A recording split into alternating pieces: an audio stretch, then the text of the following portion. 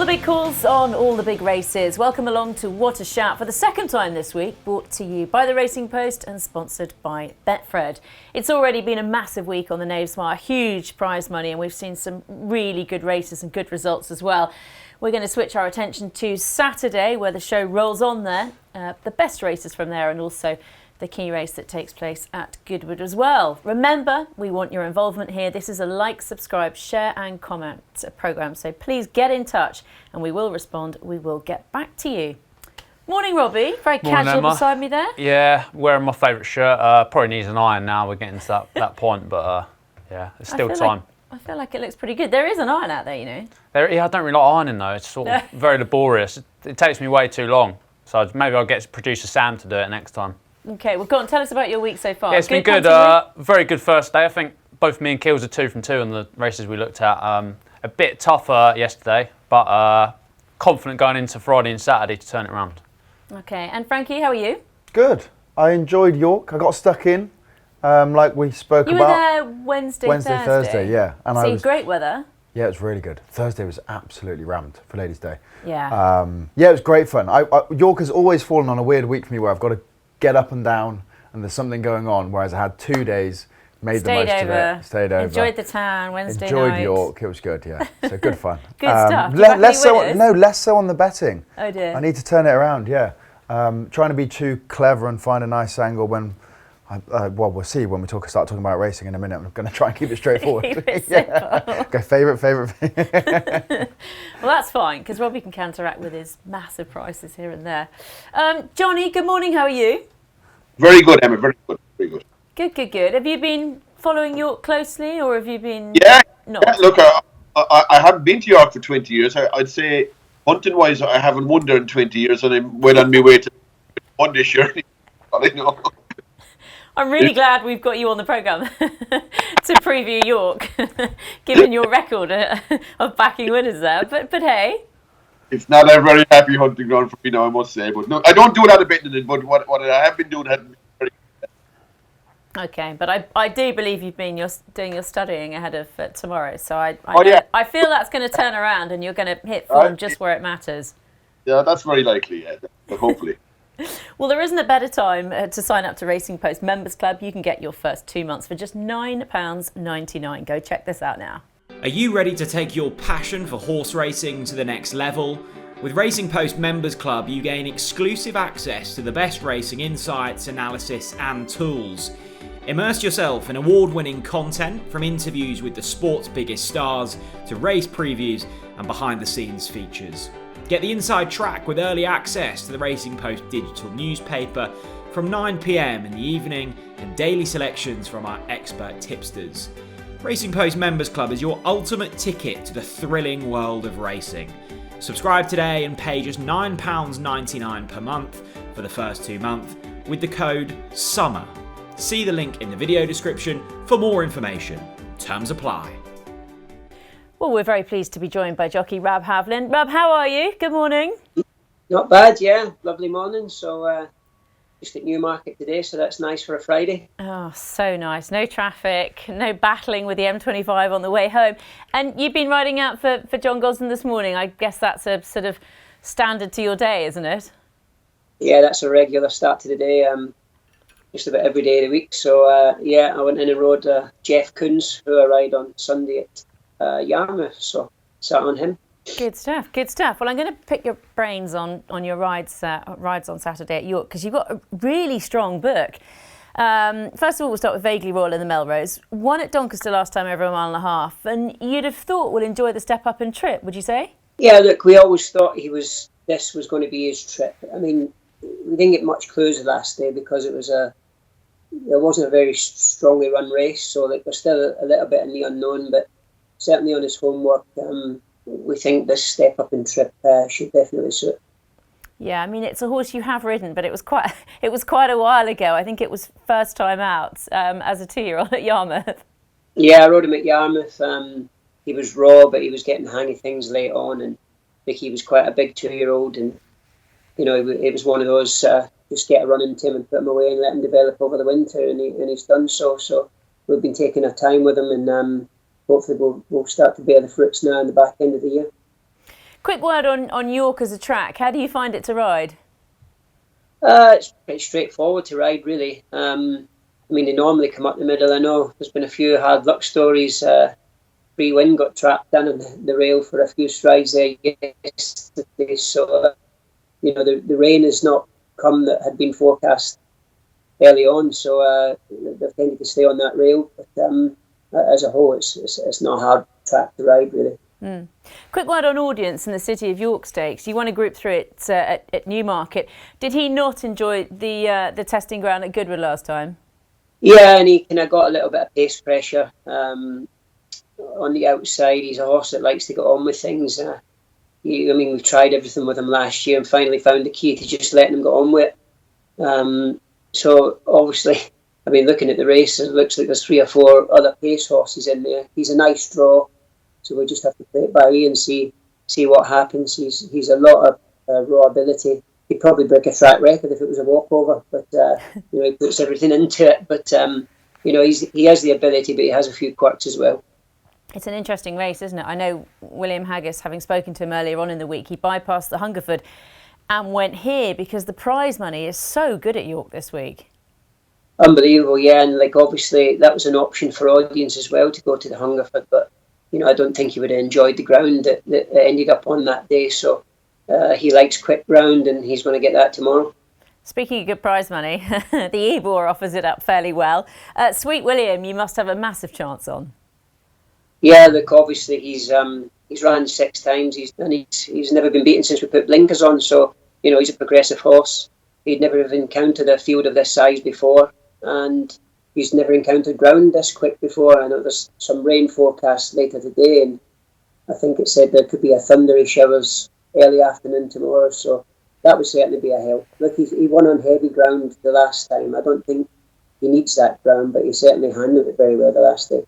Yeah, I was looking through his form. Obviously, you've won his last 3 on him.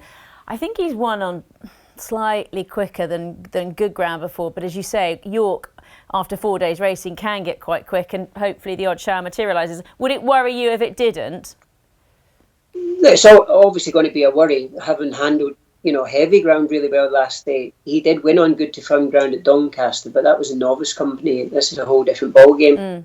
But look, he's a progressive horse. He's starting to conform to the rules, as I'd say. He wasn't doing that before, and he's a little bit more focused with the blinkers on now. And who knows where his ceiling will end up, and where he will end up being rated, because he's done nothing wrong. Obviously, his last 3 runs. Having probably looked at the field, I'm sure you have. Is there a sort of standout one that you feel you've got to beat? I mean, it's ultra competitive, of course it is. It's an unbelievably competitive race. I was quite happy with being drawn 3 and seeing Frankie on Absurd, and a few, Sir Michael Stout's horse being drawn high. Sweet William's a horse that he likes to have a target to aim at. You don't want to be in front 3 out. So there's some good horses round me, and there's some good horses drawn high who I'd imagine will charter a wide course early on, and that will give me something to aim at. So look, it's an ultra competitive race, and there's some horses, if they found their old form and some French form listed in group race form, and some different horses there, it's very competitive. You ride significantly in the 10 past 4, a horse that I'm not sure you've ridden before, but has been in really good order this year, not without a chance. Yeah, obviously coming off the back of some good runs. I've never sat on a horse before, but you obviously gone to York, you want to go there with a horse that's in form, and certainly looks that way. And Oblix in the 520, a horse that you do know? Yeah, I know Oblix well. He's been slightly disappointing this year. We had high hopes for him at the start of the year. So we're basically looking on a fact-finding mission with him, and he has the ability, because his homework, has always showed us a lot of ability, but he's just not going to really transform it to the track what we expected. So hopefully we can start to rectify that. Let's hope so. Just reflecting back on Wednesday, a horse that I'm sure you know very well from the yard, and a massive boost for what's been a good year anyway. Mustardaf was super impressive in the Jubbmont. He was unbelievably impressive. I thought it was a a good ballsy ride by Frankie just to go up there and set his own fractions, because you could have took the easy option and followed Paddington, and nobody would have said any different. But it paid off. But Frankie's got big shoulders, and I'm sure if it didn't work, he'd be able to shrug it off. But I thought it was a great ride, and it's great for the yard. I think the hype with Paddington, people were overlooking Mustardaf, but he was the second highest rated horse in the world before going into this race. So, he wasn't an unexpected winner, really. Lovely, Rab. Thanks very much for your thoughts. Massive good luck tomorrow. As I say, you've got some great rides, some good prize money to aim high at. Enjoy the rest of the season. Thanks for coming on. Thanks, Emma. Thanks. Many thanks to Rab there for joining us on the line. He's got such a good book of rides. Plenty of big chances with some big prize money in some of those races too. Well, let's kick off looking at the feature races with the Group 3 Strensall Stakes at 150. A mile one, just the 6 runners here. Frankie, how do they bet for this? I feel like we've got quite a warm order here. Nostrum. Yes, Nostrum at the top of the market, 11 to 10. And then El Drama, 3 to 1. Jimi Hendrix, 9 to 2. Spirit Dancer, 10s. Flight Plan, also 10s. And then Chichester, 33s. Robbie, just the 6 runners here. Yeah. Is this all about Nostrum or not? I think so. I'm but hoping you're going to say no. I want to see your insight about your horse Jimi Hendrix in a bit, but I do think Nostrum is probably the best horse in the race. He was keen enough last time at Goodwood, but I'm hoping that was partly due to the soft ground. He didn't really like it. He still ran pretty good race, to be honest. I know he's been beating odds on, but there's still a lot of wow factor about his Newmarket win before that. The horse he beat came out and dead heated in a listed race. I think that form's fair enough. And he's got an entry in the Irish Champion Stakes. He's stepping up a furlong or so in trip, but his dam was a proper mile 2 horse, so I'm pretty confident he can get it. And I'm expecting to see the real Nostrum back on quicker ground, but I would like your insight on Jimi Hendrix. Okay, where shall I start? What would you like to last know? run. I think, the last run was an unusual run, right? Yeah. He was going round a bend. Obviously, he'd won the Hunt Cup and then he went back to Ascot because he's got good form at Ascot, but different this time. Obviously, It was round the bend. He sort of ran a little bit in snatches the early part of the race and then made this sort of, I thought, slightly odd race move about 4 out and sort of circled round the field. And I think, considering that was a slightly odd thing to do, he did very well to stick on for 3rd because I thought he was going to get completely swallowed up and he didn't. I think a small field here will suit him again. He doesn't like being really crowded. I know he's won the Spring Cup, but he's often kept just slightly on the outside of the group. I think the trip will really suit him. A mile and 1, an extra furlong from what he's been used to. I think he'll probably stay a mile and a quarter. And this is actually his last run before he goes to Australia. So I think he'll run He's sounding quite confident there, I think he'll run really well. I think so. He was the one for me if it wasn't for Nostrum. I prefer him to El Keels Drama has got for sure. this theory that he's better on a straight course than he is round a bend. Yeah. I'm not so sure. No, okay. Yeah, he's definitely... for me, he's Nostrum's biggest danger for sure. But I just think Nostrum is... Can we say Jimi Hendrix, with the greatest respect, is a proper Group 1 horse? I thought Nostrum looked that at 2 and certainly on his comeback. Yes, we can. Yes, we can. Well, let's bring it on. Fighting the tongue over there. Keels wanted him to run in the QE2, but he's not. He's heading to Australia for big prize money. Johnny, what's your take on this? I thought Nostrum was priced pretty on the button. I think he's a fair odds at even money, 11 to 10. To me, look, I think as one of the lads said there, the ground was against him in Goodwood. He definitely ran a bit keen, and even like the performance alone, second to Epic Tatus, or that in itself isn't a bad effort. Look, he's definitely going to be suited by the faster conditions here. I don't see much in it. I mean, El Drama to me is just it ran well against Alazi, but Alazi kind of was just poked on the line to beat it, and like he ran in a similar race against Chichester here at this meeting a while back. It was 4th at like 33 to 1, and now it's 3 to 1. This is I couldn't have El Drama in my mind. Jimi Hendrix is like stepping out of handicaps, albeit top handicaps, but he has it to do, and the rest look up against it in a big way. I thought, to me, Nostrum was one of the bets of the day at even money 11. I think it's a great price, to be honest. Good stuff. Loving those earphones. He looks like he's flying a plane over from Ireland, doesn't he? What about the Melrose? Valuable Mile 6 handicap, and Frankie, William Haggis has got a really strong hand here. Yeah, and I mean, Tom's been flying, hasn't he, this week? And yeah, he's got the top 2 in Lordship, 9-2 or 5-1. Alhambra Palace, 13-2. Denmark, we are 7s. True Legend, 15-2. And then we're getting into bigger prices. Yeah, the Haggis team are going well. They like to have winners at York, don't they? And I don't know, would Tom not have been able to make the weight on the second favourite? Yeah, got So 8 I don't stone know if 3. he actually gets, if that was his choice to ride Lordship, or whether that was because he wouldn't make the low weight. Quite a good angle, actually. I didn't really consider that. I mean, they've both got a big chance, but I mean, you could say that about sort of 10 or 12 in there. I think this is a really, really good race.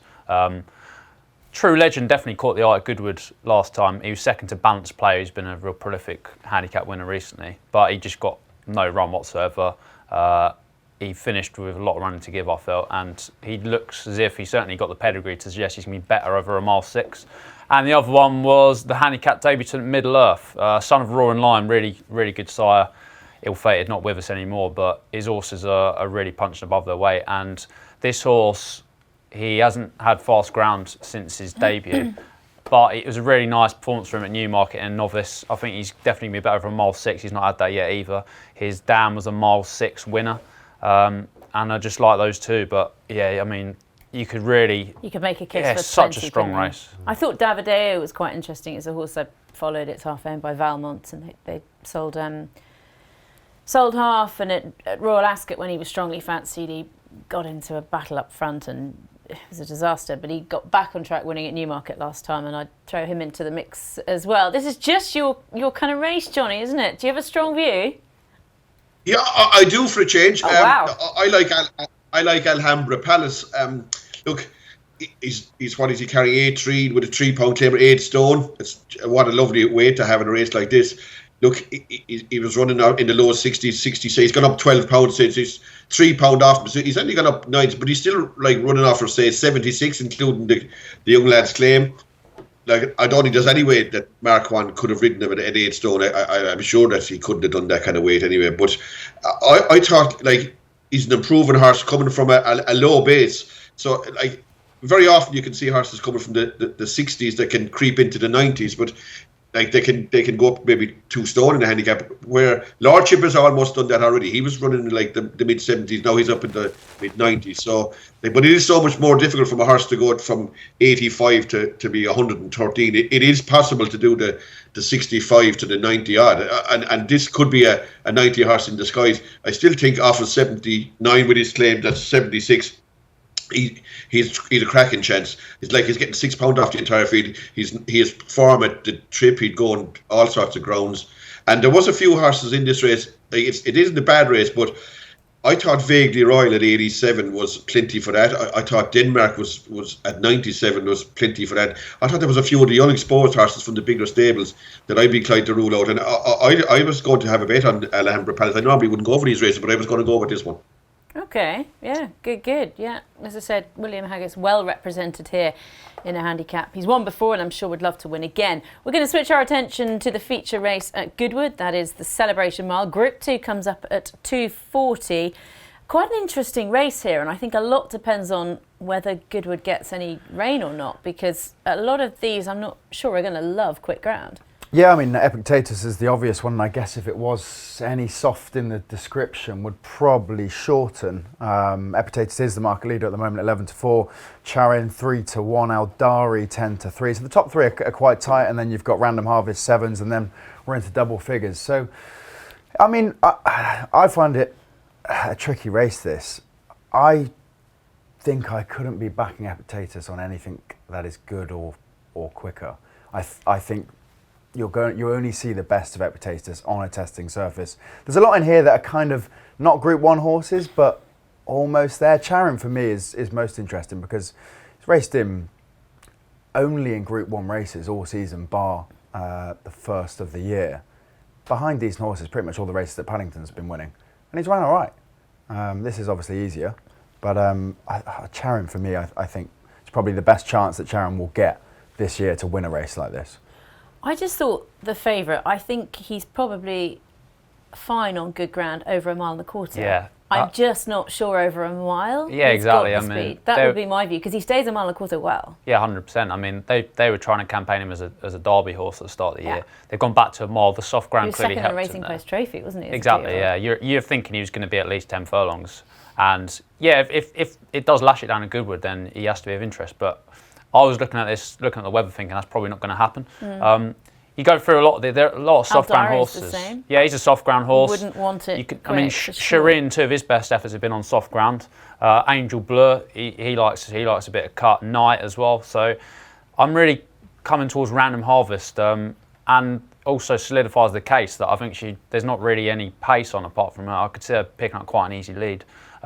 She's going out of mare's only company, but you know, she's been running against some of the best around and acquitting herself well. She's almost beat Rogue Millennium at Royal Ascot. I could just see her being quite hard to peg back, and she's got no doubts whatsoever on a quicker surface. So if you're getting flat 8 runners, I think she's cracking back each way. Johnny, what did you make of the Celebration Mile? I thought Epic to Test was hard enough to get away from, but as the guy said there, maybe the softer the better. Whether he's going to get to the ground as soft as he has won in faster ground, but I would say that it's quite likely that he is to be seen the best effect probably with a dig in the ground. I'd also like to see how Nostrum got on in the 150 in York before, like, cause if Nostrum got beat out of sight or didn't win well in the 150, it wouldn't be a big boost for Epictetus to farm in Goodwood. Look, Sharian has been third to Paddington twice in Group 1 races. It was big price both days. He has a chance. Look, there are a few horses here. I wouldn't go against Epictetus, and it is a big day for Kieran Schumacher too, because he's riding this. And he's also riding the favourite in the previous race, and they're both group races. And these kind of jockeys, they need to take these chances. I'd be with Epictetus, but depending on the surface, the more I'd be having on him, the softer at the ground it would be. Look, I wouldn't oppose him at the same time, even if the ground was good. I do think he's the best horse in the race.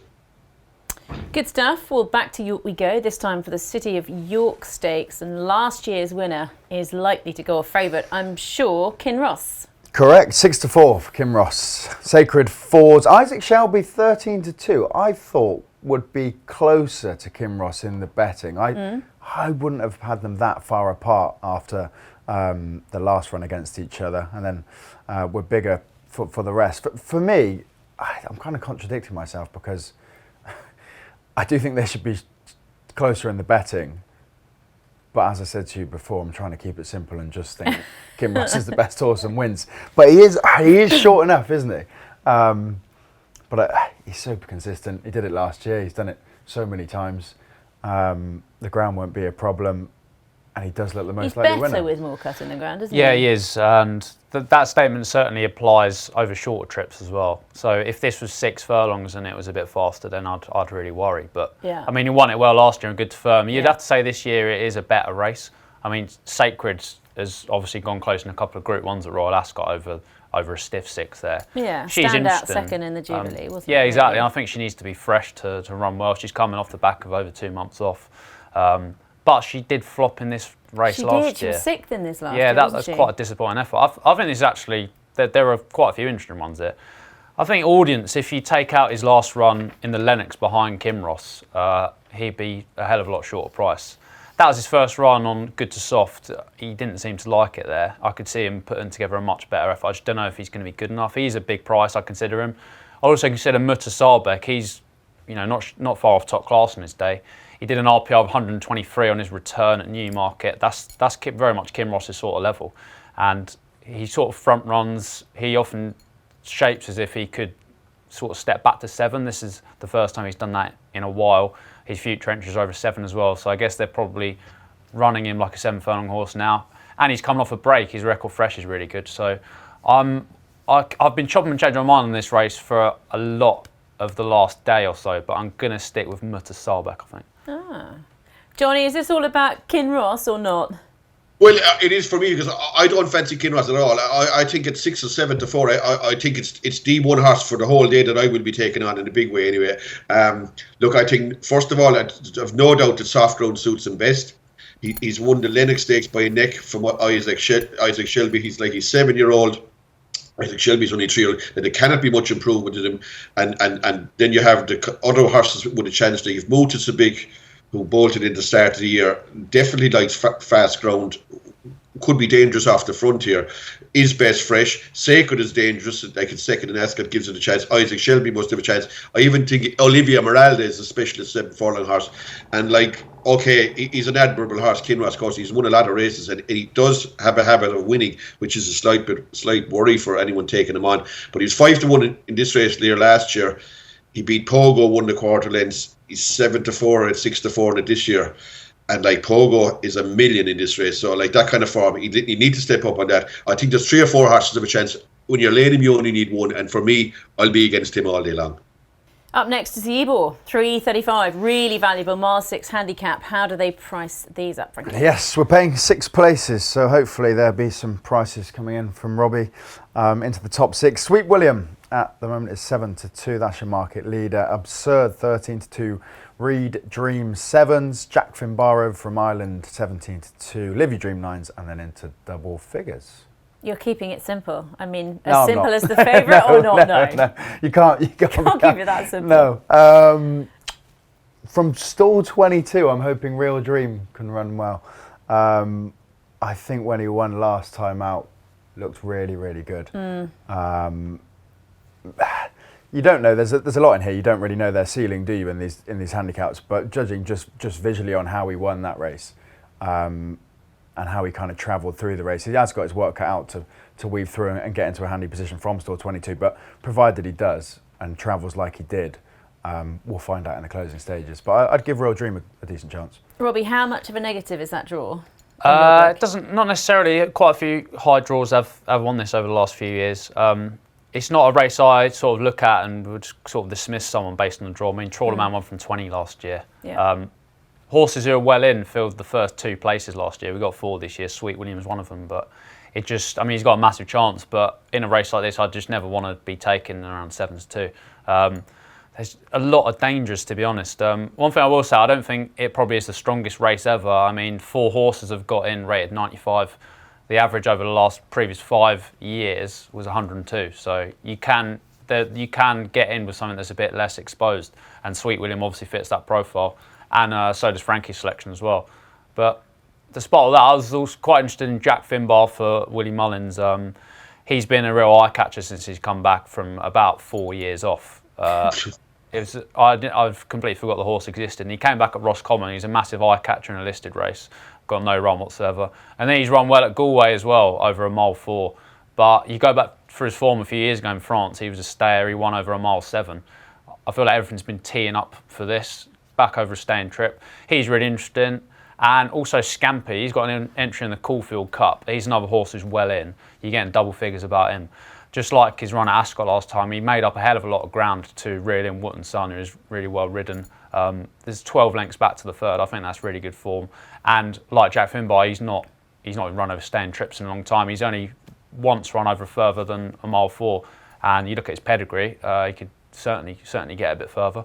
So they were the 2 for me, but excellent race.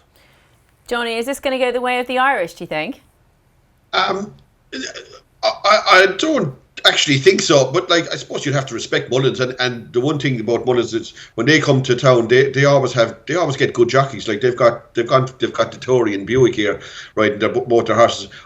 I wouldn't be mad about either of them, to be honest, particularly Jack Finbar. I hate horses that are off for such a length of time, 3 or 4. That's a long time, 3 or 4 years. Absurd ran well in Ascot, but ran bad in a hurdle race in Galway. I know it didn't get a great run or whatever, but I wouldn't be afraid of that if I was back in anything. Sweet William, like it's 127, so he's on an upward curve. He's up to 103 now. He obviously has a chance. The one I was going to go for was Real Dream.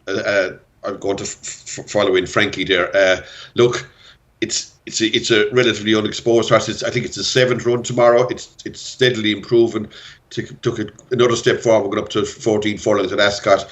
It has form and soft, good to firm, all weather, and it has Ryan Moore. And I know it's a bad look, and it's potentially a bad draw in 22, which would be a concern. But I always find that like a good jockey will negate a bad draw, and a bad jockey will negate a good one. And I'd be expecting Moore to to extricate himself from stall 22 and get it into some sort of a decent position early on.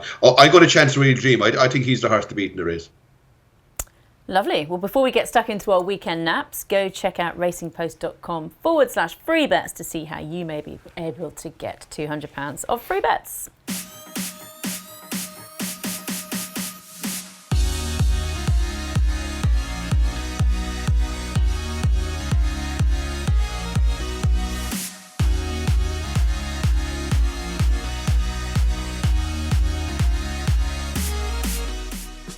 So nap time.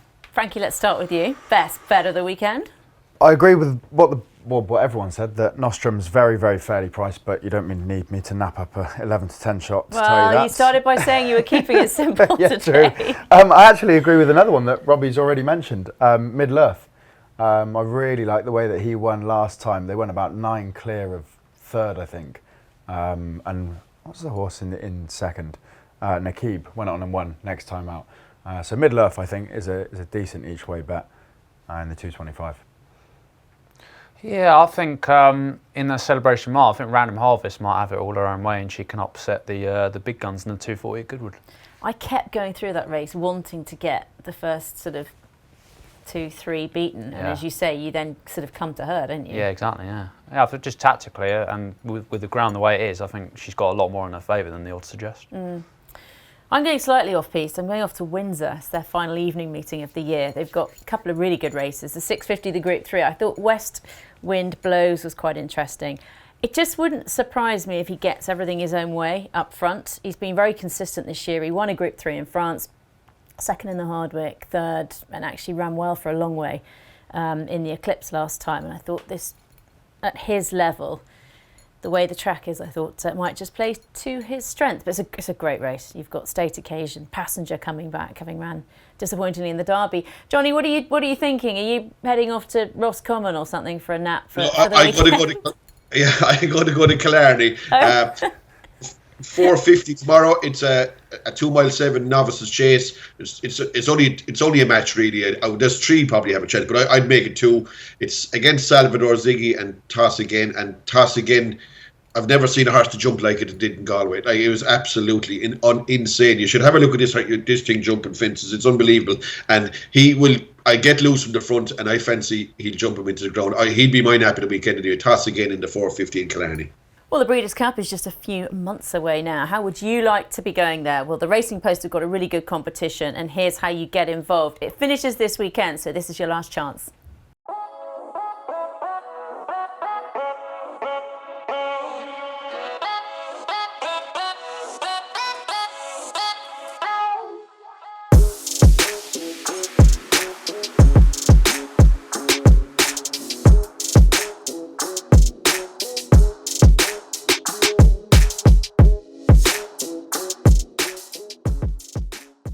So what's everyone's weekend plans? Anyone going racing, Frankie? I'm chilling. I've done my midweek racing.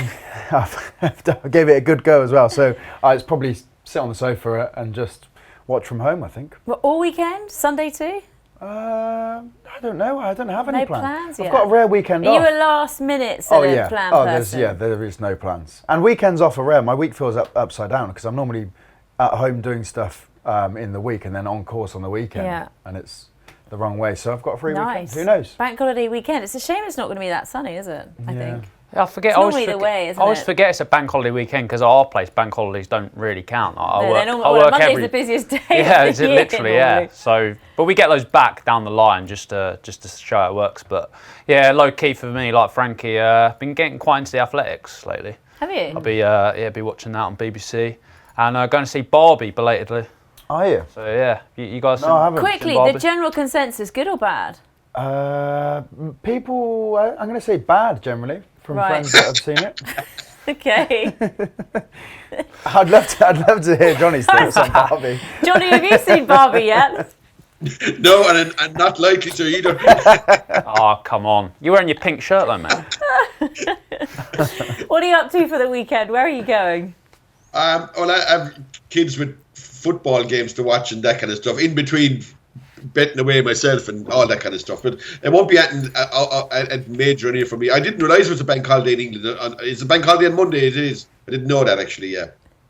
It is. It is. Maybe I should go and see Barbie. I haven't seen it I'm yet. surprised But you you've just haven't, put me. No, I haven't been to the cinema for a long time. You put me off saying that it's somewhere in the low rankings. Anyway, very much looking forward to the weekend's racing. We will, as always, be back again next Friday. Good luck with the punting.